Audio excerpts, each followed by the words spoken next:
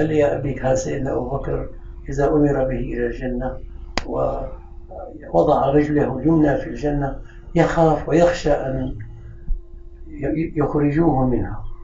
قلت له يا سيدي وحياة الله إذا صرت هنيك وحطيت رجلي طير الله ولا طالع لي شو الحكي؟ قلت له والله صار يضحك.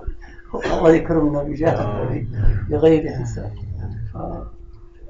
أيها العاشق معنا حسننا مهرنا غالي، إن الله اشترى من المؤمنين أنفسهم وأموالهم بأن لهم الجنة، مهرنا غالب فأدي الثمن. إن الله اشترى من المؤمنين أنفسهم وأموالهم بأن لهم الجنة. كل يوم صلي على النبي. قصة وقت بيفقد المربي الواحد بده يكثر من الصلاة على الحبيب عليه الصلاة والسلام. هي المرشد الكامل مع ذكر الله.